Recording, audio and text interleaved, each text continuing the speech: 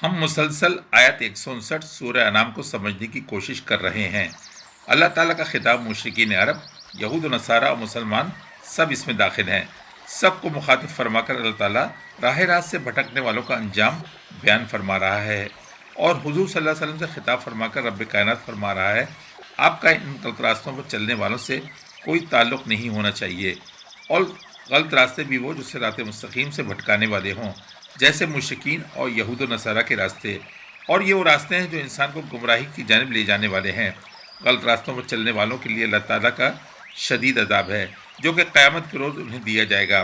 दूसरे रसूल से इनका कोई ताल्लुक़ नहीं।